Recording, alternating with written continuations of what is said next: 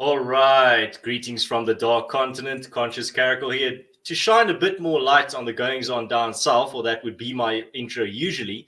But tonight we're going to mix it up a little. I've been on my guest's channel before, and I think most of my subscribers already recognize him. It's Colonel Chris Wyatt, now retired.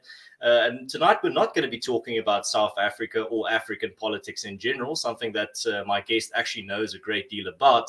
And something that I think a large majority of his channel's content is about. Tonight, we're going to be talking about the other continent on the other side of the big salty pond, the North American political sphere, and more specifically, the US election that's coming up next week on the 3rd of November.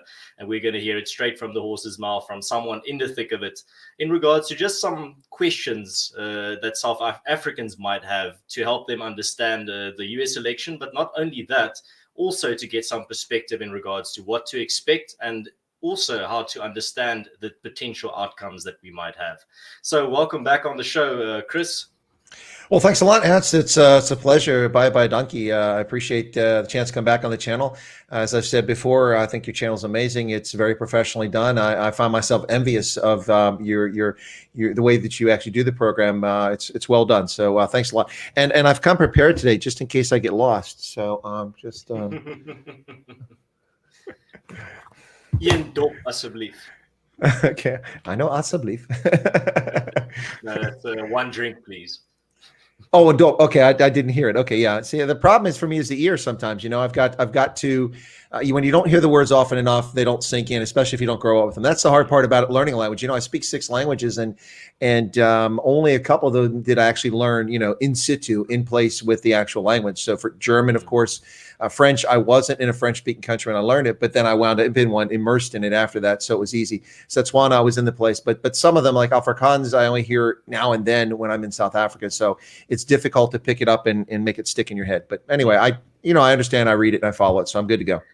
Right. So the first comment that we got in the chat referenced the thumbnail that I used, actually a picture that you provided. And I thought we might as well start with the thumbnail just as a lighthearted topic to get to grease the gears. So what exactly the thumbnail? So it's not on the screen anymore, but for those that saw, it's Chris standing there in the mountains with a fire already going. Chris, what's the story behind it, and where are you in that picture? Sure, that's a great question. That's in September, so it's very recent. The beard was a little bit shorter than this, but not much.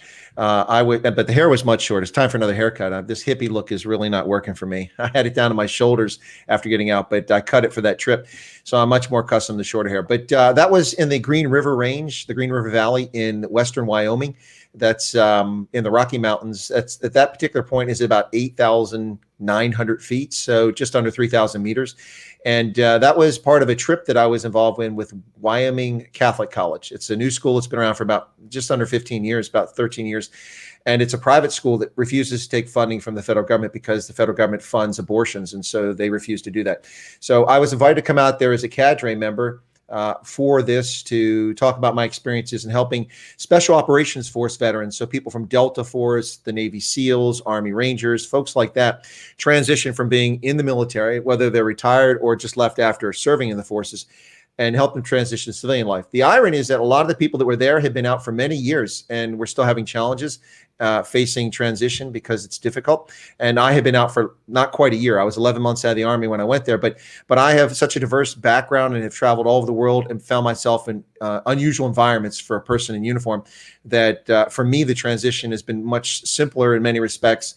And I've also started looking at my transition long before I got out of the military. So, and I hate that word because, a year ago when you said transition, people assume you were doing a sex change operation, but that's not the transition we're talking about here. We're talking about leaving military service and adapting and integrating into civilian life because it's very different. It really is very different. And for veterans in South Africa, you'll know exactly what I'm talking about, whether you're a veteran of the SADF, especially the SADF, but also the SANDF. It's not simple, easy transition. Like, for instance, I got a bill today for going to the optometrist because my retina, I thought it tore again. And I'm not accustomed to getting bills for medical care because the military takes care of that. It's a small thing, but you have to be prepared for that sort of thing. So that was us up on our camping site, which of course you can't keep your food near your sleeping site because bears. And then you can't keep the food even there. You have to move it to a place. We put a bear fence around it, which has a battery connected to it. So if a bear comes up, they get shocked and they just get in. And actually, one of the guides that was with us said they had a trip where they put the electric fence up around this, and he said it's quite a charge. He said because we knew we had a bear that night, even though it was 200 meters from where they were sleeping or from the cooking site was, because he came out and there's a big pile of bear feces because the bear, it shat itself when it touched the fence. It tried to get in, it got its nose on there, and it just crapped all over the place and ran off. So we cook the food in one location, we sleep in another location, and then we store the food. Anything, and also toothpaste, anything when they smell it might attract a bear, because we have grizzlies out there, and you don't want to have a grizzly come up on your camp at night. That's a bad situation. So that's what that was. That's what that thumbnail was. All right, excellent. No, it's I think you've mentioned in the past that you're a big fan of mountains, and if you were ever to move to a different country or a different town or a different location, there had to be some type of mountainous scenery there. I think that's something you've mentioned in the past. Absolutely. In fact, people were asking me if I'd be interested in living in Oranje, and I had to tell Yusuf Strijdom, I said, well, it's a lovely place. I appreciate what you're doing there, but I can't live in a place that's, got an elevation that is lower than my boots. I just can't. That's tough. If South Africa, I'd have to live near the Mahalisburg or the Drakensberg. I'd have to be in it, but within close driving range. I have to get into the mountains. I guess it's that, I don't know, that back in the days when my ancestors were knocking boots with the Neanderthals, they loved the caves and mountains, and maybe it just passed down through the generations. Right. But now to get to the topic at hand, Chris, you've got a big week as an American coming up. A lot of people are describing this as the biggest election in a long while, but I mean, that's how every election in America is described in my living memory. But maybe firstly, to establish, in which state will you be voting? In Pennsylvania. I've voted in Ohio every year since 1983 in the fall elections. I didn't vote from 1988 from 89 until this past year. I didn't vote in primaries. The primary elections are when your party runs candidates on a ticket, so you select your candidate who will stand in the main election. And so that's, but I couldn't vote in a primary because in Ohio, each state is different, but most are this way. If you're not a member of a registered political party, then you can't vote for a candidate in that election. So in other words, I couldn't vote for Republican or Democrat in Ohio because as a commissioned officer, I thought it was inappropriate. It wasn't wrong and there's nothing against it, but I felt it was inappropriate for me to be a registered member of a political party and be an officer with a lot of influence amongst the troops. And I didn't want to do that to influence them one way or the other. So I forgave what was my right to vote in primaries to select party candidates. And then whichever, useless idiot that the party sent to me in November would be who I vote for. So So I will be voting in Pennsylvania this year. I voted in the primary, which was supposed to be in May or April. It was actually in June. And I voted for Donald John Trump for the president. And I will vote on November 3rd for Donald John Trump in case anybody's confused. All right. Well, that's actually very convenient because Pennsylvania seems to be a state that's been the focus of news in the past week. Could you let's start there. Could you give us an overview of why is Pennsylvania so important? And maybe for those listeners that are from South Africa that don't understand the Electoral College, why is this state so important to that as well? Well, for a long time, Pennsylvania was a fait accompli. It kind of fallen off the radar screen when it came to presidential elections. So, for instance, the last Republican that had won Pennsylvania was before Trump won it in 2016 had been George Herbert Walker Bush in 1988. So no Republican had won the state in any election, whether they became president or not, since then, which is interesting. It is a state that has a long blue collar history. In other words, laborers, mine workers, factory workers, assembly line workers, things like that. It also has a strong agricultural base. But what's interesting for the state is that it was neglected, and we saw lots of towns here. The industrial base was shipped overseas to Asia primarily, in large measure because of useless regulations that were put in place by successive governments here in the U.S., trying for this elusive environmental approach. And not just that, but other reasons. And so what they did over time is they made the United States a very unfriendly place to become an investor. And it had a devastating impact on industry in Pennsylvania. And Pennsylvania is historically known for the timber industry. It was the origins of the timber industry in America before it wound up out on the West Coast with companies like Weyerhaeuser. Pennsylvania was the major timber state for decades, probably a century in this country, because we have vast forests here. In fact, the name of Pennsylvania is Penn's Forest, Pennsylvania, the Latin word being silva for forest. and William Penn's Forest. That's what this was. So we saw all these jobs shipped overseas, and we saw towns like Allentown fall in hard times starting in the 1980s, Scranton, Wilkes-Barre, Altoona. The list is endless. Reading, all these towns that time has passed by, and people were frustrated and angry. But they still continue to vote for Democrats because they didn't see anything from the Republicans either attempting to get their vote or appealing to them. And so the state still went for Democrats. But it's also a bit misleading because even though it went for Democrats in all those elections, it wasn't by a wide margin. It was always close. And that's because Pennsylvania is a very strange state when it comes to politics. You have Philadelphia and you have Pittsburgh. So the two corners of the state, one on each side, west and east. And around Allegheny County, which is where Pittsburgh is, and around Philadelphia County, where Philadelphia is, it's overwhelmingly Democratic and or leftist in those jurisdictions, major metropolitan areas with lots of people who vote left. But the rest of the state, with a few pockets of exception like Scranton, Wilkes-Barre, and Allentown, the rest of the state, about 85% of the physical space of the state is deeply conservative and tends to vote Republican. And Donald Trump made it very clear that Pennsylvania had been neglected and abused by successive administrations, Democratic and Republican. And people listened, and it resonated, and he won. And I predicted he would in Pennsylvania in 2016, just based on anecdotal evidence of what was going on in the campaign. And this time they claimed that Trump or that Biden had the state, but he made a big mistake in the debate. The second debate, he said he was going to end the carbon economy and stop fracking. Fracking contributes to tens of thousands of jobs in the state for natural gas in particular, but also for oil. Mm-hmm. Pennsylvania, I'll stop in a second because that was a long-winded one there, but Pennsylvania is the origin of the modern industrial age oil industry. Titusville, Pennsylvania was where the first successful commercial oil well was drilled, and this is where the oil industry started, and there's still an oil industry here. It's not major, but it's still a player. But the fracking is a major industry in the state, and Biden just stepped on it. He made a big mistake, and now Pennsylvania is trending towards Trump, and I think he's going to win. Right. So, well, that answers my next question. I wanted to ask to give clarity to the listeners, specifically those that aren't really keeping that close an eye on the election, why his comments on fracking and oil were so critical. And a lot of analysts pointed it out and noticed it. But then while we're on the topic of Pennsylvania, why has it been such a focus of the news recently? I know there's been riots there, but why does it seem like this is like almost the main battleground the past week if you look at just the American news as an outsider looking in?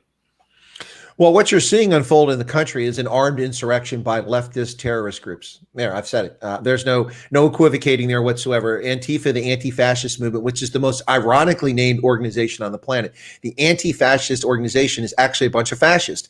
They want to stomp out differences of opinion, freedom of speech, freedom of assembly, freedom of religion. And if you don't do as they say, then they attack you physically. They damage your property. They beat people. That's that and the Democratic People's Republic of North Korea. Yeah, well, there you go. But the anti-fascist, that is ironic. Well, we used to have the German Democratic Republic, which was quite, or the People's Republic of Kampuchea or something like that, another fascist state. But yeah. So that's the irony here is that so you have them. You also have this Bravo Lima Mike, Black Lives Matter, which is another fascist organization that is also a black supremacy organization, and people are afraid to call them out for exactly what they are. They claim that they care about equality, but that's not the case. The first chance they get to actually have some sort of rule, if you could call it that, was out there in Portland when they created the CHAZ, the Self-Declared Autonomous Zone. And what's one of the first steps they take? They created a blacks-only zone inside of there. I'm sorry, I thought this was about racial equality and equal treatment before the law, and we're all supposed to get along. But you're creating a segregated society. No, this is a black supremacy organization, much like the KKK is a white supremacy organization. The Black Lives Matter is a black supremacy organization, and their armed insurrection in our cities has really irritated a lot of people and really pissed a lot of people off. And also people are scared. You see the media going on and on about this, whatever this Proud Boys or Poor Boys, whatever these guys are called. I never even heard of these clowns before. And still dragging up things like Charlottesville, which is also fraudulently reported by the media.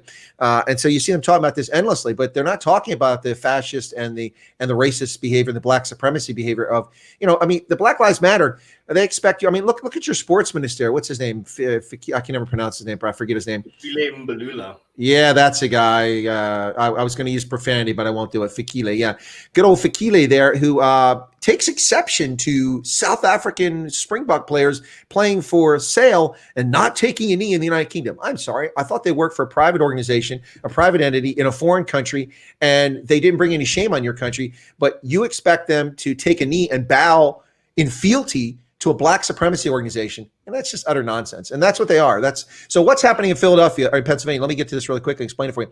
So there was a black man who wielded a knife. And if you saw the body camera footage, now I'll have to be honest, we don't have the entire picture. None of us were there. All we have is the footage we can see. But from when I saw the footage, it was presented. And of course, there may be other footage. What was presented to me and what was reported is that a black man wielding a knife when they responded to an incident, the law enforcement in Philadelphia, they ran away from him. You can see the body cam from one of the police who was across the street. As they ran, they backed into the street as this gentleman came out into the street, chasing them with a knife, threatening their lives with deadly force. They backed out. They ran away to de-escalate, and they kept stepping back, and he kept coming. He kept charging towards them. And we're talking about they changed direction and ran several meters further back. So because they shot him and killed him, you don't shoot somebody in the hand. You shoot to stop them. That's the purpose when they use deadly force against you. You return deadly force with deadly force. Biden says you have to shoot them in the leg. Well, Biden's a moron. He doesn't know anything about law enforcement. He also doesn't know anything about combat. Not surprising. Plugs was busy not serving in the military, as I recall. But sorry, that's a nickname for Joe Biden for his hair plugs. But anyway, so yeah, he's an idiot. He doesn't know what he's talking about. So when you use deadly force like that, if someone's using deadly force against you, you don't, hi, how's it going? Let me shake your hand. So the police return. Now, whether they're justified or not is for a police board of inquiry to discuss, not for me. But what I will say is that was used by leftists and Democrats in government, including Biden and Kamala Harris, to justify the armed looting and arson that's taking place in the city of Philadelphia, and it burned around the city. Now, I must give you a little backstory on this. This is in large measure not just because of Black Lives Matter and Antifa and leftist thugs out there. It's also because of this useless district attorney for the city of Philadelphia named Larry Krasner, who became the district attorney 3 years ago and has spent his 3 years undermining the rule of law. Now, he yesterday, using his public office, issued a direct threat to the president of the United States. Frankly, the Secret Service ought to be at his doorstep right now, interviewing him and or putting him bracelets and arresting him for threatening the president of the United States. Now, they'll try to play hyperbole. Oh, it's just no. He abused his public office using a public website that is paid for by the taxpayers of Philadelphia to make a threat to the president of the United States. And he's threatened the president. He called him a tyrant. He lied about the number of people dying from COVID. And he talked about these proud boys or poor boys, throw that in there, basically accusing the president of all sorts of things. And it's disgraceful. It's all meant to get people to vote against Trump, and it's interference in the election. And his threat against the president means that he should be addressed by the Secret Service. But now that you've covered Pennsylvania, as someone that is in the thick of it of this election and keeping a close eye on your politics, what other states would you say are absolutely key that people need to keep a close eye on the 3rd of November? Well, if we can trust the polls, and I don't know that we can trust the polls. We couldn't trust them, I think, in most previous years. This year, I think, once again, we can't trust them for a number of reasons. There are 2 polls that have Trump ahead in the nationwide in the election, and that includes considering when you got California, where Biden will overperform in California just because he's a Democrat, or at least that's his party affiliation. I don't really know what he is. Other than demented at this point, but if you trust the polls, which I don't, right now it's a dead even heat. It's within the margin of error in many of the key battleground states. In this election, the states will matter. Here's the thing, and I actually heard some analysts talk about it earlier today saying this, and I think they're right. It's difficult to say that this state's more important than another. In 2016, Florida was key. Once Florida went for Trump, then the key became another state, and that state became Pennsylvania. That was the critical one because it's 18 electoral college votes. Pennsylvania is critical, but Florida has 29 electoral college votes.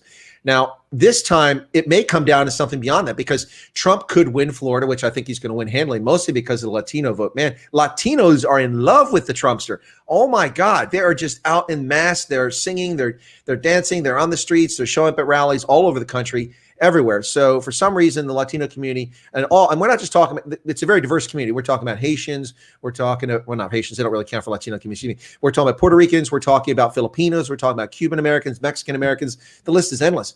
And he's very popular in that community. There's no such groundswell for Biden. So in this election, here's the problem.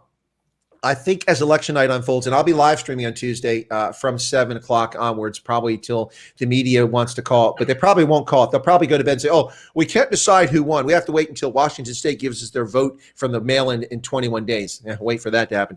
But here's what's going to happen. I think as we see, if Trump loses Florida, then it will be much easier to say how this election is going to go. But if Trump wins Florida, which I predict he'll do, then each state that comes in after that becomes key. Pennsylvania, because it's on a knife's edge according to the polls. But I don't believe the polls. I think Trump is just going to romp to a victory here. I hope I'm right. But then Pennsylvania, then Ohio. So here's the states that matter most in this election and should matter most. Florida, number one, 29 electoral college votes. Pennsylvania with its 18 electoral college votes. Ohio with its, I think they have 18 or 19 now. The population went down a little bit. Ohio, then Michigan, and Iowa. Those states are going to matter the most. Wisconsin matters, but not as much as people make it out to be. Trump won all the states I just mentioned in 2016, but he can still win the presidency if he loses one or two of those states. But he has to take Florida. Florida's critical. If he doesn't take Florida, then he's going to have to poach a state from Biden that the Democrats traditionally win, and that may be challenging. Well, now that you've mentioned the rallies, and you've also mentioned the polls that you seem to be skeptical of, because there was a question here that I've been holding on as soon as the moment was right, and it seems it is now. Sideline Opinions asks, why do the polls not reflect what the rallies tell us? Well, actually, those are the polls that you put out for fence posts. So I don't know what they reflect. No, no, I think you mean POLLS. Fair enough. Yeah. I think Sideliner's first language is not English, so I'm not going to beat him up on him. But why do the polls not reflect what the rallies tell us? Well, I mean, listen, just because he's got these massive rallies doesn't mean Trump's going to win. It doesn't. And so I have to be honest and admit that. The thing is that the polls, the way that they're done, they don't poll the entire country. They pick a sampling of people in one location or multiple locations. They're typically telephone polls. Some of them are in-person polls. And they have a habit of oversampling people on the left of center of the political spectrum. That's just the nature of how they do it, how they poll and who they contact. We've seen this over and over again. Typically, they sample up to 9% more Democrats and leftists than they do conservatives, and centrist, which puts the poll already in question. And they always come up with this margin of error of 3 to 5%. So you've got a challenge right there. Here's the real reason why I think the polls are dishonest. It's not dishonest, but they're factually wrong. And this is the same thing happened. In 2016, a not insignificant portion of the population was embarrassed to admit that they would vote for Donald Trump. I mean, look at the way he was portrayed. He's a misogynist. He grabs women by the vaginas, and he's terrible, and he slept with his daughter, and all this other nonsense they made up about Donald Trump. A lot of people who liked his policies or liked his brashness or liked the fact that he was not a politician, he was going to go change Washington, were unwilling to tell people publicly they were going to vote for Donald Trump. I know several people who I worked with here when I was at the War College in 2016, who voted for Donald Trump, but would not admit that. They wouldn't tell. They told me in private, they said, listen, I'm voting for him, but I'm not, please don't tell anybody I voted for him. I don't want to deal with the backlash. So that was 3 to 5% of the electorate, just based on my anecdotal experience. And guess what? That 3 to 5% electorate in key states went for Trump, just as many of us expected. And they weren't in the polls because they weren't telling pollsters they were voting for Trump. There are people actually lie to the pollsters and say they're voting for Biden because they worry that someone will come after them. In this election cycle, I think the number is even higher. Now, a lot of people are unashamed. They're proud to say they're for Trump. But we've seen Trump supporters murdered. We had a black man, a 60-year-old black man who was a known Trump supporter, had Trump stuff all over his house, sitting on his stoop in Milwaukee, and he was assassinated. Drive-by shooting because he's a Trump supporter. Now, we've had little kids accosted by adults, leftists grabbing, ripping hats off of them, tearing their shirts, pushing little kids to the ground. So there is a number of people who will vote for Trump who are afraid. You don't see Trump supporters anywhere in this country attacking, beating up, tearing down yard signs. I know people who are afraid to put Trump yard signs in their yard. I mean, this is insane. You should be able, it's free speech. You should be able to put up your candidate in your yard. And that's what we've done in my entire lifetime is you put up your candidate. And no one's ever attacked people. There have been instances where people tear signs down that weren't on people's personal property, but, you know, near a street crossing or near a robot or something like that. But now we see people going to people's property and tearing their signs down, keying their cars, smashing their windows, spray painting their house and stuff like that all over the country. These leftists, these thugs, and they're not being prosecuted. And so there are a number of people, and my estimation is 5 to 9% of the electorate is in this category. So 5 to 9% of the crowd who are actually going to vote on election day or have already voted are not disclosing they're voting for Trump, even though they're voting for him. So that, if you see the election go this way, if you see Trump win by 5 or 6 points, don't be surprised, They'll be like, how is this possible? He was losing by 17. He was never losing by 17. And in many states right now, it's dead even heat in the polls, and the polls aren't accurate. So when Trump wins 55 to 46 or something like that, don't be shocked. Now, I'm not saying he's going to win by that margin, but if he does, don't be shocked. I expect Trump to get more popular votes than he did in the last election, which was over 63 million. No, I think that's an absolutely critical point. And those people don't have anything to gain by admitting that who they're going to vote for. They're only pretty much setting themselves up for abuse from people that are ideologically possessed and people that believe that just because they're voting for a different candidate means they're pretty much Hitler incarnate.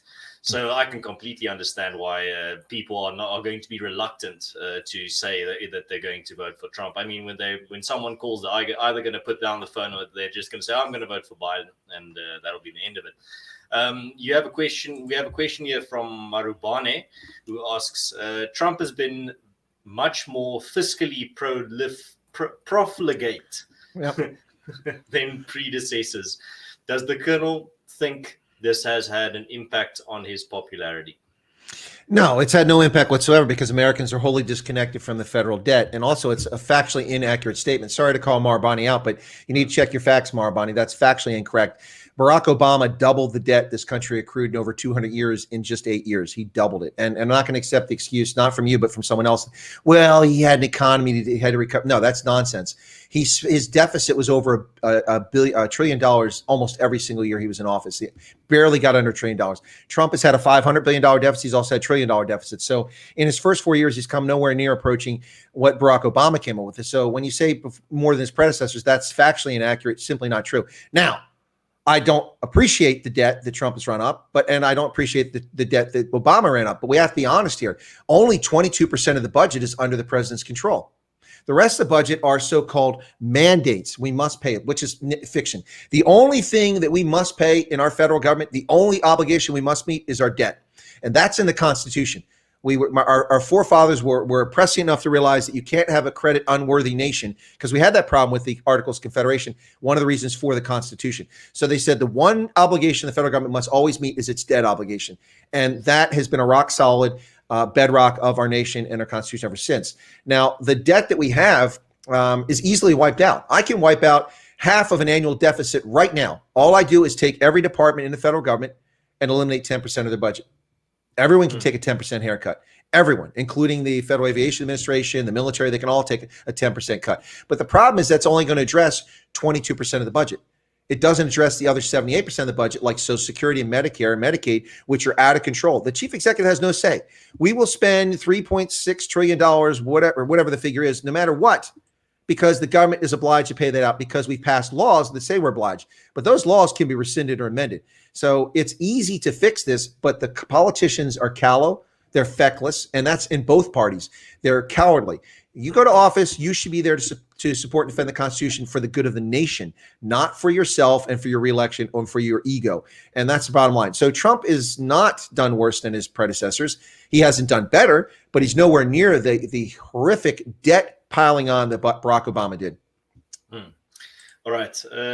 I saw Marabani said in his defense, guys, I wasn't attacking Marabani compared to the Republicans. Well, George Bush also nearly doubled the debt in his 8 years. So the numbers are smaller because the economy was much smaller back then. But George Bush grew the deficit by like $3 trillion himself, and then Barack Obama by $8 trillion. So I mean, yeah, I guess he's on par with George Bush. So there's been two big influential factors this year that I think nobody could have predicted, maybe to some degree, with the one factor. And those two factors are the COVID pandemic and the associated lockdowns. And the other one are the BLM riots that we saw go viral just like a virus across the world. So those two key factors, let's start with the first one. Let's start off with the riots, the BLM riots that we saw. Is that going to have a major impact, in your view, on the outcome of the election? I think it will. In fact, I think that it will drive voters towards Trump. Now, initially, I think it would have driven voters towards the Democrats, but the Democrats have overplayed their hand in this situation. See, what a lot of people don't realize, including Americans, 330 million of us, but a fair number of Americans, because many school districts have eliminated civics, which was a mandatory course in middle school. When I went in 8th grade, I had to take civics. And then American government, which was mandatory in high school, I had to take that as a junior in high school, or senior. I think it was junior. Anyway, but we learned about our system of governance. But those are eliminated from many school curriculums. And so we have 2 generations of Americans who are illiterate when it comes to politics and the origins of this country. And so what happens is that a lot of people blame Trump because there's riots in Philadelphia. Well, Trump has no authority in Philadelphia. This is a federal system in which the federal government doesn't have control over the local jurisdictions unless martial law is declared, but that's a pretty extreme measure to declare martial law, or we're in a state of war. You can do certain things in a state of war, but the president has no control over what the governors and the mayors do in New York and New York City and Philadelphia and Harrisburg and Jay Inslee in Washington. That is their responsibility. And so a lot of people, I think, initially were upset because they just don't understand our system, and they're Americans, and they saw this every day. And then they saw the media lying about Trump, and they said, Trump is a dictator, he's totalitarian. Listen, if anything, Trump has been incredibly restrained. Have you seen the U.S. Army march into Seattle, march into Portland, march into Philadelphia? Nope. No, you haven't seen that once. Have you seen U.S. Federal law enforcement officers, which come at various levels, congressional police, park police, there's others, but they don't have a national police force, so to speak. We have FBI agents, but that's an investigative body. It's different than law enforcement. And so you don't see any of that taking place. We did see some federal immigration officials and others going to Portland later after it had already been in flames for 2 months.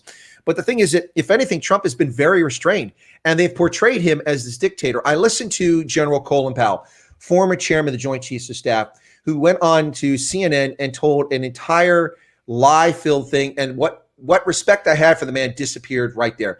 So I'll just paraphrase what he said. He said, listen, Trump is a dictator. He's violating the Constitution. He's doing... Okay, first off, this was before Trump ever said any federal personnel anywhere. He simply said, if the governors of these states do not get control of this insurrection taking place, my words, not Trump's words, that I will be forced to take action. That's what he said. So you could see that as a threat, but that's all it was, a threat. I didn't see it as a threat. I saw it as a promise. But the bottom line is this. The chairman of the Joint Chiefs of Staff in 1992 was one General Colin Powell. When the Los Angeles riots took place in the wake of the Rodney King situation, the federal government sent 5,000 U.S. active duty military troops to support the Los Angeles County Sheriff and the LAPD. That order was signed by General Colin Powell.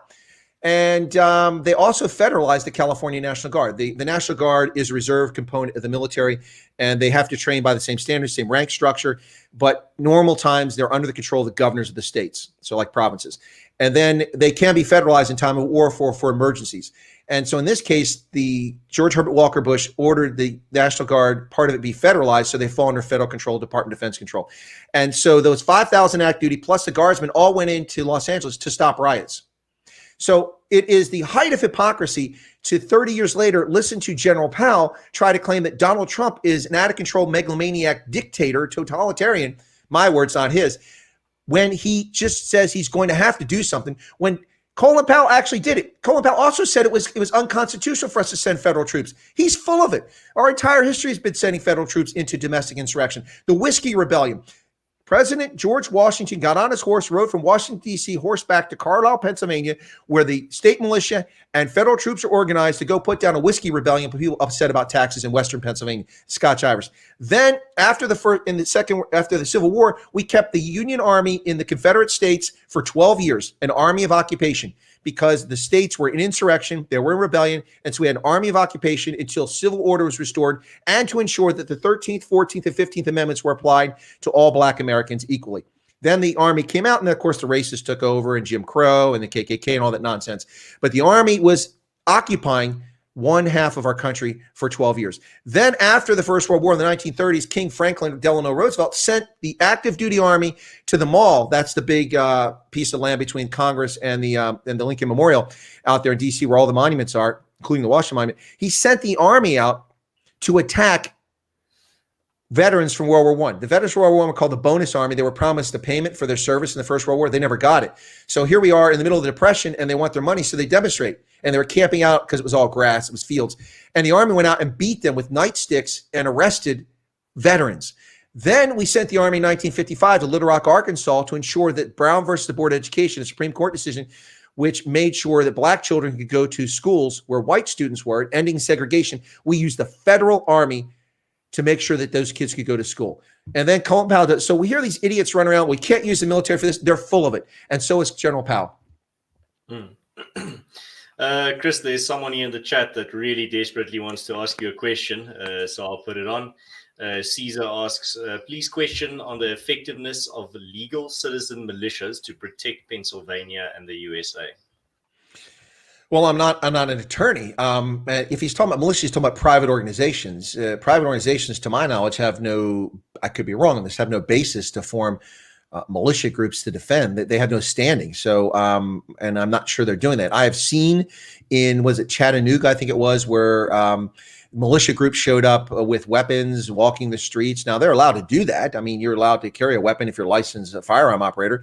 It is a bit menacing and intimidating, but they showed up in response to a group of black supremacists. Now, by the way, that group was full of Hispanics, whites, and blacks who were in that militia that I saw the footage of, probably about 70% white. But hey, Ernst, 75% of the country is white. So just in case people don't realize that. So, it's not like South Africa where if 75% of the people showed up in your group were white, it might be out of balance with society, but 75% of Americans are white. So if 3/4 of people in a group are white, it's not a white supremacist group unless they're advocating for white supremacy.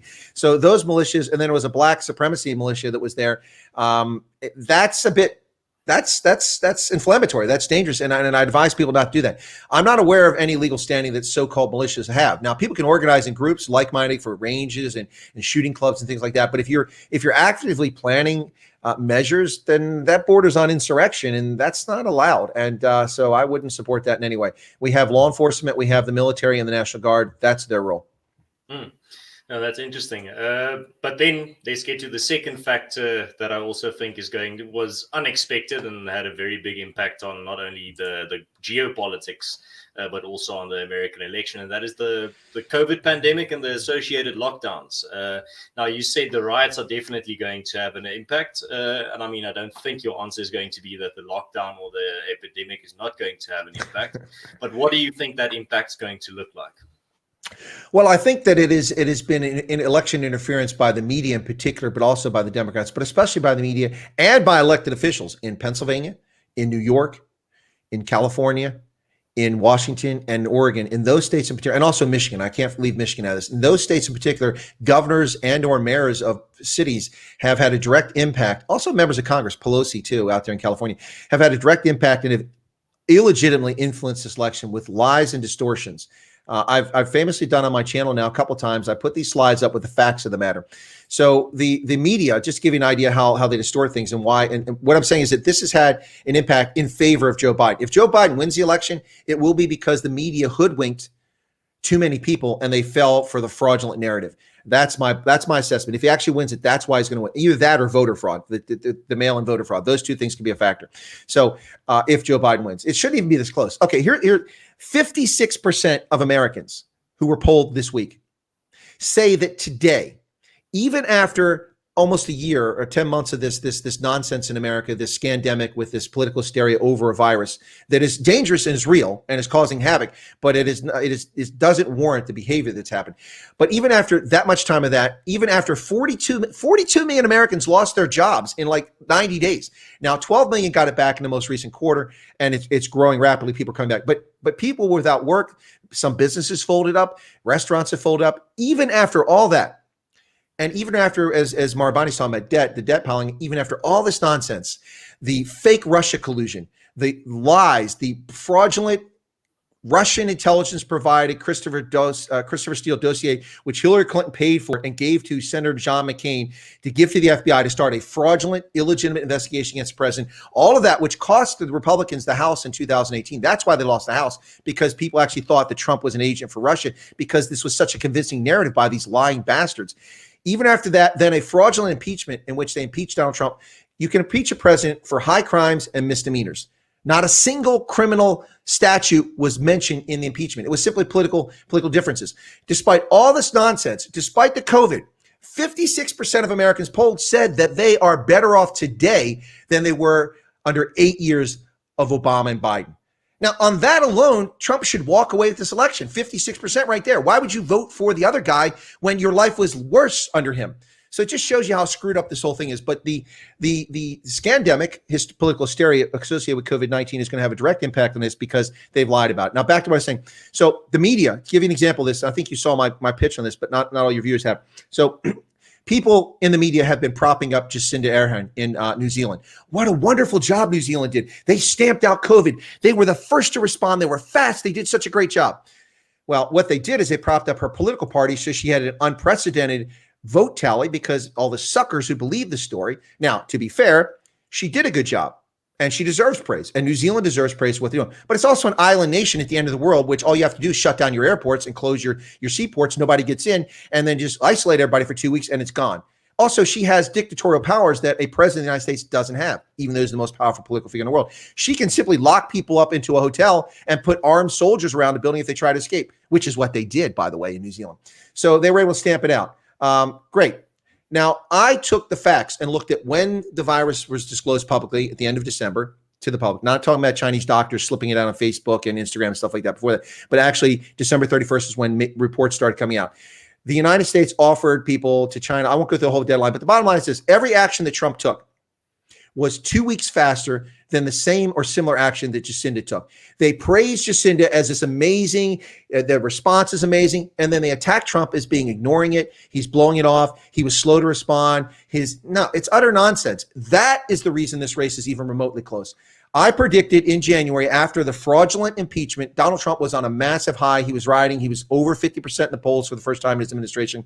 And I predicted a red tsunami in November. And that red tsunami for me was the Republicans retake the House. They maintain the Senate, even though it's a challenge for them to do that because they have more senators at risk than there are Democrats running this time. And that Trump wins a comfortable popular vote and an electoral landslide. No matter who the candidate was going to be. That was my prediction in January. Because of the scandemic fraud that's gone on for 10 months now, it's not going to be that. I'm still predicting a red tsunami, but the red tsunami is for Trump, not for the House. I don't know what's going to happen in the House. It's unclear. And in the Senate, it's going to be tough for this. Here's the bottom line. If the Republicans lose the House, or they don't have the House. If they don't regain the House, and if they lose the Senate, then the next 4 years will be an endless, every month impeachment trial of Donald Trump. And that's just going to paralyze this country. And that's unfortunate because he's going to win. Well, that's very fascinating that you say that. And before we get this, a very big topic that I want to discuss because it's something that factors into my prediction. But firstly, just thank you very much for everyone that's tuned in so far. I'm really enjoying reading the chat, but also listening to Chris here. If you have any questions for Chris, please don't be shy to ask in the chat. I will try to get to as many of them as possible. And also, if you leave a like, it helps out the show. But yeah, Chris, the thing that for me, that I think my prediction is a bit more cynical, but I think it's because I come from a part of the world where free and fair elections mean something a bit different. So for me, the big thing is, I'm very skeptical and very cautious about this mail-in voting thing. There's so much room for corruption. There's so much room for fraud. Mm-hmm. Can you enlighten us on how secure the US election is and how big the chances are of fraud really impacting this election? Because I've got a gut feeling that it's going to be a factor. Excuse me. In fact, it will be a factor. And the problem is that the rules of the game keep changing. So for instance, in Pennsylvania, the last election in 2016. In 2016, the Republicans had control of the state legislature here for some time, and they had redistrict. Now, redistrict is a normal function of government because populations shift, people are in different locations, and you have to draw districts that have equal representation. So I think the average congressional district in America is about 680,000 people in each part of the country. Assuming there are that many people in the state, like Wyoming has 565, so they only have one representative, 65,000. But in Pennsylvania, we have all these 16 different congressional districts. And so they reapportion it. Well, political parties tend to do this process called gerrymandering, where they'll try to draw the boundaries of a district so they fall into place where they get more voters from their party. And the Republicans, just like Democrats, did that in Pennsylvania. And this court case went through Pennsylvania to this Pennsylvania Supreme Court. And after the election season started, in the same election year, less than 6 months before the election, the court struck down the previous congressional boundaries and restored the ones from a decade prior. So you had people running for Congress or running for office in the state who were no longer able to get votes from people they just spent 18 months going and canvassing to get their votes. They're now in a different district. And so that was unjust and unfair and corrupted the election in 2016. Otherwise, it would have been, I think, even bigger win for Republicans in the state. Republicans lost 6 congressional seats in 2018 as a consequence of that redistricting. Now, that was done anyway. So that's a problem. What was the first question? Sorry, I got off track on that. My question is how big of the first question was the mail-in. How secure is the U.S. election from voter fraud, and secondly, how big a threat is voter fraud? Okay. All right. So actual fraud. Sorry, there was a reason I was telling the story, but I think that's good, useful background for people. So here's the problem. Each state sets its own laws and rules for elections. So for instance, I've asked here people from the local party who know, and also election observers that the government has, I said, how close can I get to a polling station to campaign? Because in some states you have to be 100 meters, 100 yards, you can't be within a certain distance. Pennsylvania, apparently it's 10 feet, 3 meters. That's crazy. I could stand there and wave a flag in front of somebody who's voting. Now, practically for where I vote at, that's not possible because it's a big church and there's a big parking lot outside. You walk inside, you have to walk down a long aisle. So I can't get within that close to people. So I'll be outside the distance. But when it comes to fraud, there's all kinds of issues going on here. Now, Pennsylvania last year in 2019 passed a law that allowed for this mail-in balloting. Now, each state's different. That's where I was getting at. So Pennsylvania is only mailing ballots to people who actually request it, who are registered voters. So in that respect, it's more secure than it would be if like California and New Jersey, which are just mailing out ballots to anybody who has been registered without them requesting it. They didn't request a ballot, so the states are just sending ballots out. So you can imagine somebody living in a trailer park in Pomona near Los Angeles, and this guy's been there for 6 months, but his predecessor was there for a year, and someone else lived there 2 years ago, and someone else lived there 3 years ago. So 5 different people lived at this address, and they send 5 ballots out to that address. And so you can see the fraud that's possible in that standpoint. So that's important consideration. But here in Pennsylvania, I was very concerned about voter fraud, and then I wasn't, but now I am again. I'll explain why. When I saw the law, I didn't understand it. I don't like this mail-in. And people try to equate that with absentee balloting. It's not absentee balloting. Absentee balloting is a federal process that is set up for legitimate people who are not present in the state on the day of the election, so they can't vote, but they're not going to be denied their right to suffrage.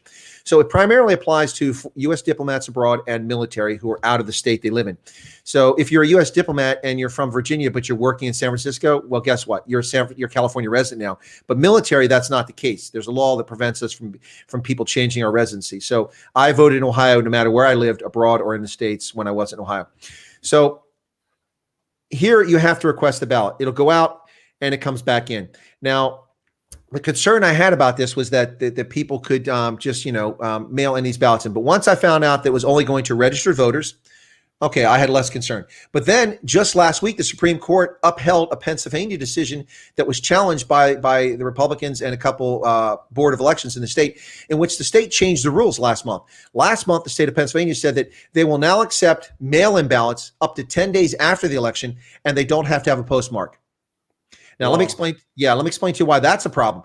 Okay, up to 10 days after the election, I don't like it because the number of authorized absentee voters is relatively small. It's the military and some diplomats. And so it doesn't affect elections in most locations, except like Florida in 2000.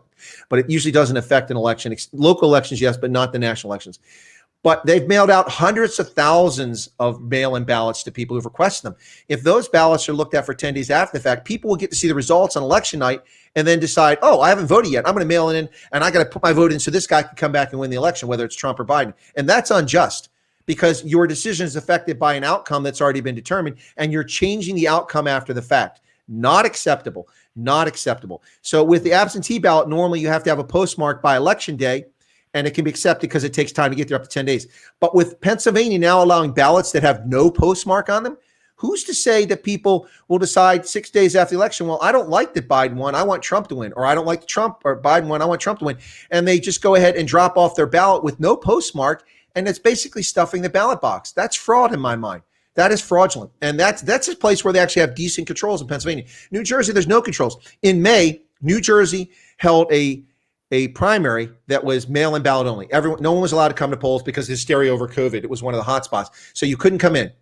So I guess you can't stand 3 meters apart and stand in line for an election, but you can go, throw Molotov cocktails at people for demonstrations and Black Lives Matter. But anyway, so they didn't hold an in-person primary. They did all mail-in. Now, this is the city of Newark, which has been leftist for over a century, run by Democrats and feckless leftists. Cory Booker comes from there. That's all you need to know. So this city, which has all these people who are very opinionated and biased on one side of the aisle, not objective in the center, they went through the ballots from a primary, not the general election, a primary of just Democratic voters. And 20% of the ballots they determined were fraudulent, invalid. 20%. And that's of their own voters in one city, in one state. Can you imagine the chaos? Now, here's the upside. Trump is not going to win New Jersey on the popular vote. He's not going to win California on the popular vote. So if there's fraud there, it's bad, but it won't throw the election. If there's fraud in Pennsylvania, we could have a fraudulent outcome like we had in 1960 when Richard Nixon actually won the national election and Kennedy stole it. All right, Chris, talking about the postal system, Marubani, there's two questions. Let me get to both of them, and then you can answer. One of them is very short. Let me put that one up first. So Mark Trudgeon asks, is the U.S. Postal federal? And then the second question comes from Marubani, who asks, U.S. Postal Service declaring support for Biden is an issue, surely. Is this true? Well, I agree with what Marubani said. It's definitely an issue. The Postal Service has no business being involved in politics. That's disgraceful. Whether it's a federal entity or not is Jein, as we say in German, ja and nein, yes and no. It's a parastatal, essentially. It is ostensibly an independent agency, but it survives off the government teat, and all of its direction is taken from the government. It must, by law, perform services that the government gives. It also gets certain monopoly rights. You cannot send letter mail through a courier service unless it's an express. That's one exception. Like there's overnight letters, you can do that.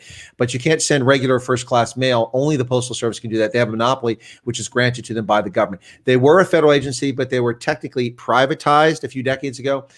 So it's a parastatal in effect. It has no business endorsing any candidate. Its only role should be objective and to deliver the mail. And the fact that we're finding postal workers who have been destroying ballots, and we've got now, I think, 2 or 3 postal workers that are being charged with federal crimes and election tampering. And that's the ones who were caught because someone was vigilant or just happened to stumble across it. Imagine how many people are pulling this nonsense around the country. And whether they're doing it for Trump or for Biden, it's unacceptable on both sides. Mm-hmm. Well, Chris, like I said earlier, I'm very pessimistic when it comes to the levels of voter fraud. My feeling is I think you guys are going to see levels of voter fraud there that you haven't seen in a long while. Maybe you're not even going to see it. And that leads me to my next question. How good are the investigative capabilities into this? Will there be any type of hope that if there is mass voter fraud that it will come to light? Or is there a stronger chance that it will never be known? Oh, well, I'm sure that some of it will come to light. And there'll be lots of anecdotal stories about it. But the bottom line with this is that it'll come down to a question of whose authority it is, since it's a national election. That's why in 2000, the Florida Supreme Court's decision to allow endless recounting of ballots was overturned by the Supreme Court of the United States because the Supreme Court of Florida was violating Florida law that was existing. And they also were interfering in a federal election. So the federal government trumps them. That's why it was set aside. That's why a lot of these bum-hurt leftists, Bush stole the election. Nope. People simply followed the law after the Supreme Court of Florida overstepped its bounds and they were put back in their place. We're going to see, I think, a lot of this. Now, a lot of people are all excited about, let's have digital voting. Are you serious? You want digital voting from the people that brought you the blue screen of death? Yes. Or your iPhones where the battery drains in 3 hours because they're crappy rich white people toys? Come on. No. So I'm concerned about that too when it comes to digital voting. So when I voted for the first time ever here in Pennsylvania, I went to the primary. They told me they were digital voting. I'm like, whoa, no, that ain't cool. So I got there, and that's actually not the case in Pennsylvania. What happens in Pennsylvania is you go and you have a paper ballot. Of course, you have a little divider, so you have your privacy, and you vote. You mark your spot on there, and then what you do is you take your paper ballot, which is really large. It's oversized, like one of these scrolls, like the Constitution. Excuse me. You take it and you walk over to a machine. And it reads the front and back of the ballot. You feed it into a machine, and then it gets put in a pile, and they're stacked up. So there's a physical record of the vote that was cast. The computer tallies it. If there's any questions, they can look. They actually have evidence. But people coming in and pushing buttons on a computer screen, and that's the end of it. And what if the power goes out? What if the battery fails? What if the database is corrupted? What if somebody breaks in like the Chinese or Iranians or Russians? No. People, look, I've been into computers since IBM data punch cards, and I use cassette tapes to load Commodore CBM and PET computers. A lot of my viewers don't know what you're talking about, Chris. Exactly. Well, they probably don't know what a plain old telephone system is either, or a typewriter or a mimeograph machine. They probably don't know what that is. But anyway, all things that were ending their days have been around for decades when I was a young man. But the point is that I've been involved with computers for a long time, and I love technology. I'm Inspector Gadget. I am an early adopter of virtually everything. But I will tell you this: I will never adopt and never accept digital voting ever. It's too easy to be fraudulent. It's too easy to fail. And you have no record, no physical, no tactile record. The ballots must be paper ballots so you can keep track of them. All right. Well, the other thing I think that people are very worried about would be this, let's say, for the scenario that I'm predicting very cynically, is that Trump leads on election day, but then after all the mail-in ballots have been counted, we get a miraculous Biden comeback. What would that do for the country? If, for example, let's say it's not a clear-cut victory for either candidate. Let's not even use that example. Let's just say one candidate really wins by the skin of their teeth. What will that mean for the country at large accepting the result and pretty much the way going forward, whoever the candidate may be? Well, I think this is the one really genuine concern. I think a lot of people are truly concerned about the possibility that will happen. In fact, I don't discount it at all. In fact, it is my biggest concern based on where I see things sitting now, anecdotally, and also based on the polls, which I don't trust. But nonetheless, I mean, if I was a Democrat, I would be terrified right now. Hillary Clinton was ahead by 5 or 6 points in almost every battleground state around the country in 2016, and she lost on election day. Joe Biden is in a dead heat in most of the battleground states and trailing Trump in Florida and Texas, where he claims he's ahead, but he's not.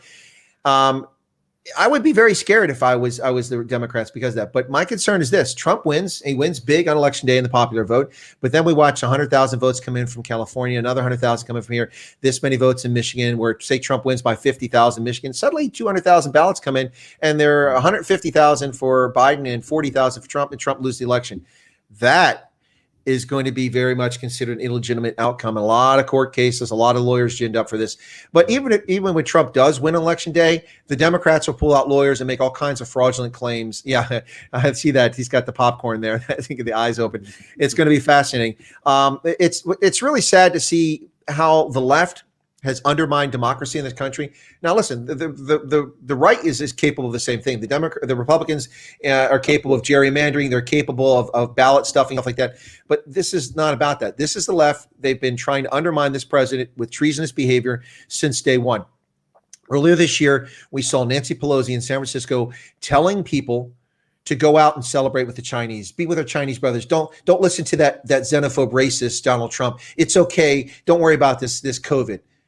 Yeah, okay. And then we also saw the mayor de Blasio telling people to come out and celebrate Haitian Day Parade, Puerto Rican Day Parade. Join your friends and neighbors. Ignore these xenophobes and racists in D.C. Ignoring Centers for Disease Control advice about social distancing. And look at that. Look at that. What did we see? We see New York become the epicenter of this virus overnight like that. Over 40,000 people are dead in New York, attributed. Now, a lot of them didn't die from COVID, but that's what they claim. It's disgraceful, and they have been influencing the election from day one. And my big concern is exactly what you said. Trump wins. Let's say Trump wins by 1 million votes, and then 10 days later, he's lost by 100,000. And there's no recourse. What do you do? What do you do? Do you go around and take the ballots and hunt down the people who signed it and interview 30 million people and say, did you sign this ballot? You're not going to be able to do that. So there's real concerns about legitimacy. And Trump has been mentioning this since the beginning. And the left has been, unsubstantiated claims that there's fraud. Well, there is fraud. We've already seen fraud. We've seen Biden and Trump ballots destroyed by postal workers and thrown out by election officials. We have caught election officials 3 times here in the state of Pennsylvania, and no one's even trying to catch them. This is how feckless they are. They're such bad cheaters that they got caught cheating before the election, throwing out ballots, Biden and Trump. And so, yeah, it's a real concern. It breaks my heart because I spent 36 years supporting defending the Constitution so that people have the right to express themselves on Election Day. To see these people undermine our country, it's just disgraceful. And it really irritates me. On a lighthearted note, DeFreighter Watcher says, tell Chris that my TRS-80 still works fine. That's a Tandy Radio Shack TRS-80, or as you used to call them, Trash 80s. That's dating a while. I still have some old things like my iOmega drives, which are later than that, but I don't have my IBM PS2 anymore. That's long since gone. Or my AST PCs back in the day. Yeah, but TRS-80, that's funny. I like that. So maybe one of my last questions, and I think this is also something that a lot of people, especially South Africans, or people on, let's rather say people on the outside looking in, are very curious about. But from an American, what would the victory of either candidate mean for your country going forward? Just in plain layman's language. Okay, so if Joe Biden wins the election, this fraudulent narrative of institutional racism will not only become the norm, it will become a daily piece of nonsense that we have to face. We'll see discrimination against the majority of the population, which is ironic. 75% of the population is white, or whatever white is. I don't know what white is. Some Hispanics are white, Italians are white, Swedes are white. I don't know. You tell me. But whatever the white population, we'll continue to see this. We'll continue to see the same sort of idiotic language you see in South Africa, trying to blame a group of people for the situation the country's in. Well, this country was in amazing shape 10 months ago. We had the lowest unemployment since figures were ever kept for this country. We had the highest GDP growth in decades consistently. We saw massive numbers of manufacturing jobs come back to America. Well over 1 million manufacturing jobs come back here that were lost in the past 2 decades to China and Asia. And this country was on the right path. We saw the removal of this idiotic racialization of society that Barack Obama did. I could have been Trayvon Martin. Ooh, yeah, right. Okay, thank you very much. And the distortions, we saw that disappear under Trump. Trump has spent his entire presidency meeting with members of Black communities in this country, political civic leaders, and church leaders, people who speak for Black community, if you can do such a thing, and has been meeting with them throughout his presidency, not just 6 months before an election to get camera angles. In fact, no one covered it.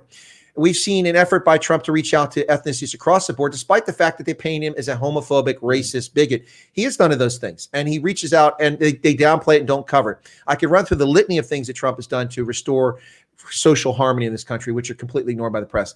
Biden is about racial division and segregation. And the guy, anyway, so if Biden is elected, we will see huge increases in taxes, which will be wasted and spent. It won't reduce the deficit. The deficit, we will see our taxes go up, our economy decline, and our deficit also increase. You watch. That's what happened under Biden. And we'll see this endless parade of nonsense about how evil white people are and how there's discrimination. And we'll actually see this idiotic argument about reparations come on the table. The problem with reparations is that most Black Americans actually have ancestry that predates the Civil War. Most white Americans didn't get here until after the Civil War. So they had nothing to do with the institution of slavery. They were Jews from Russia who escaped pogroms. There were Serbs, there were Croats, there were Germans, there were Austrians who came here for a better life or religious persecution to escape that, who came in the late 19th century and the early part of the 20th century. I am an exception. My ancestors got to Jamestown in 1621. So you want to blame people for slavery? Blame my family. Bring it on. Bring it on. Come on. You can blame us. But most white folks have nothing to do with it. So the reparations idiocy is nonsense. And it's not about that. So we will see a racialization of every aspect of life in America, like you see in South Africa on a daily basis. We will see a destruction of our economy, and we will see this country slide back to the days of Jimmy Carter in the 1970s. And we'll also see the destruction of our energy industry, which is the largest, most vibrant, most productive, and effective energy industry in the world. The United States is the world's largest energy producer, and we're the world's largest oil producer. Think about that. Just a few years ago, we were only producing 4.9 million barrels per day. Now we can produce as much as 15 million barrels per day. We're not, because there's not that demand at the moment, but we produce more oil than Saudi Arabia. Can you imagine that? Can you imagine that? And that will all disappear. And instead it'll be replaced by windmills that don't blow when there's no wind, by solar voltaic panels that don't work when there's no sun, like the last 3 days have been here. So I'd be sitting here in the dark, not talking to you, or being replaced by things that simply do not work on an industrial fashion for a country of 330 million people. And it will be the collapse of America in so many respects. If Donald Trump wins, he will be attacked endlessly by the Democrats. And so we'll have 4 more years of distraction, but he'll ignore it. And this Energizer bunny of a candidate will keep marching along at the age of 74 or whatever he is and keep moving.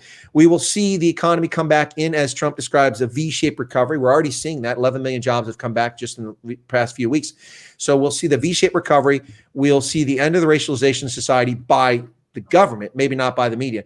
And I expect to see that if Trump is in office, it will be better for Africa in his second term, and particularly for South Africa.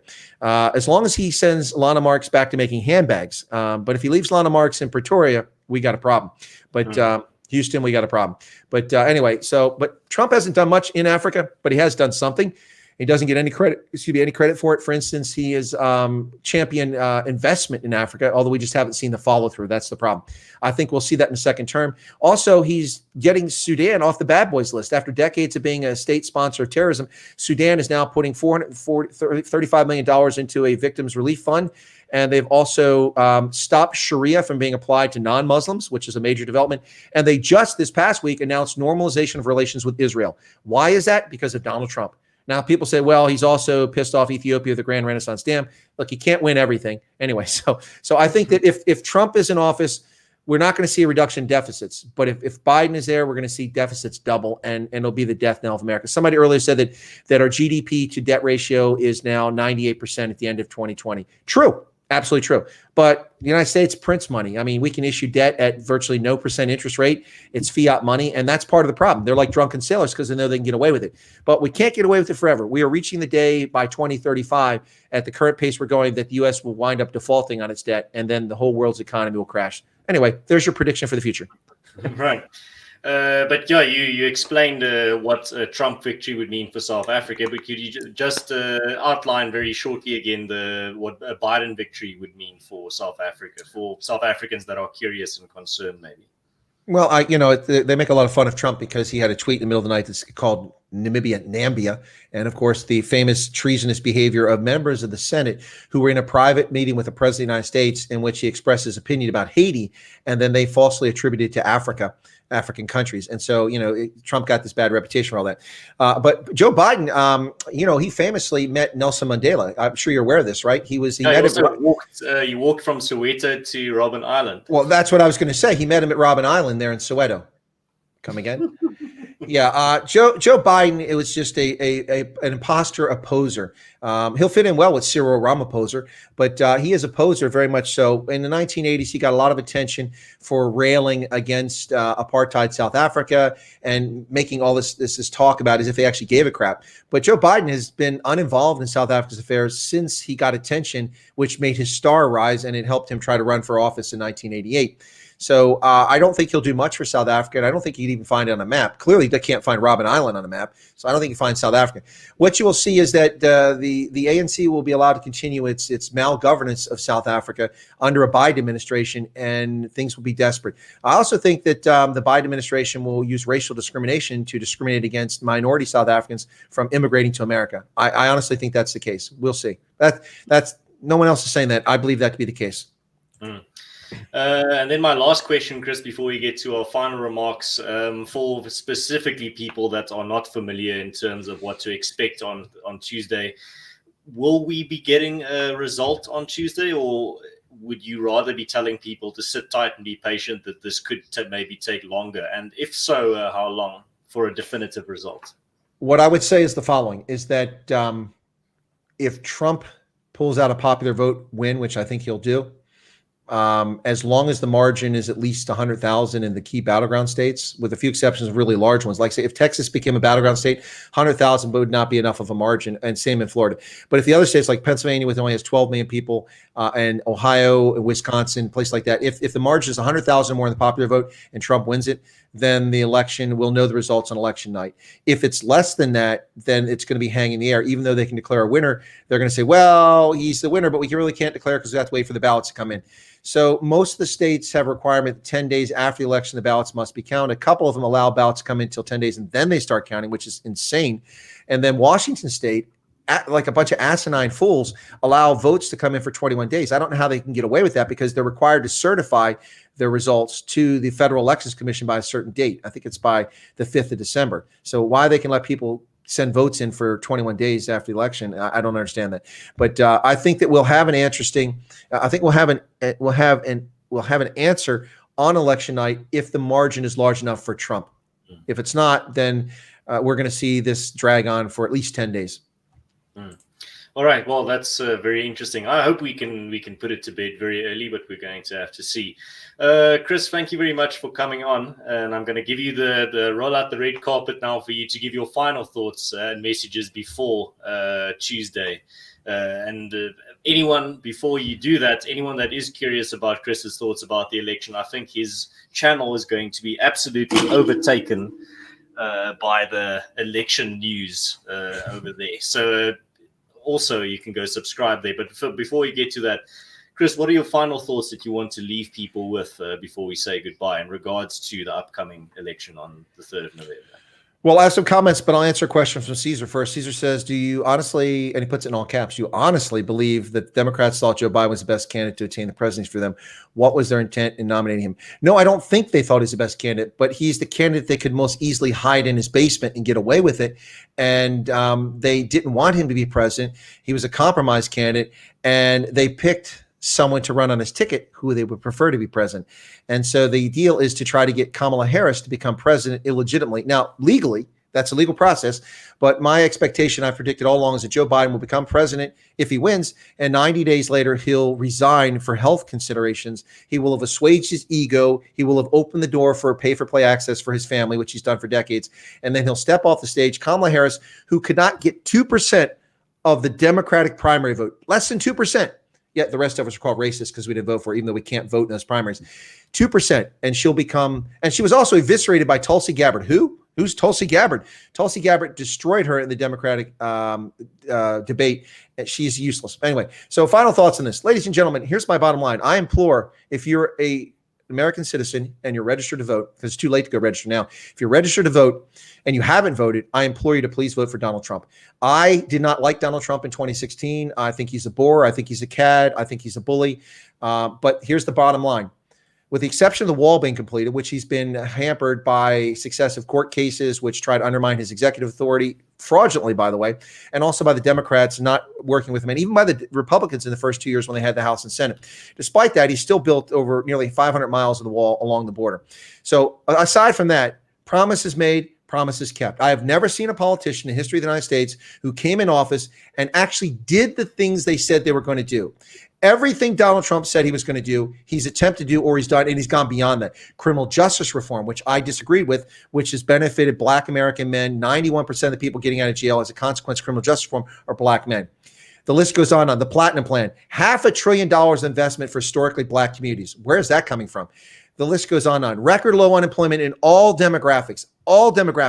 Economic growth for every percentile of the population, closing the gap. We saw the Gini coefficient collapse during Donald Trump's time, the disparity between the uber wealthy and those who aren't uber wealthy. 56% of all Americans, despite all this stuff, still say they're better off than they were under Obama and Biden. Why in the world would you elect Joe Biden to be the president when over half the population says they're better off today? Imagine if we didn't have COVID hysteria, if we didn't have all these lies against Trump for the last 4 years, the number would probably be far higher than 56%. Wouldn't it? It's amazing that over half the country says that they are better off today, even with 30 million people out of work, waiting to get back to work. They're better off than they were under Biden. That's an astounding statistic. And what I say is I implore Americans, please don't vote for this demented, senile, clueless, leftist, pandering, corrupt piece of crap. Oh, I guess I put my opinion out there, Ernst.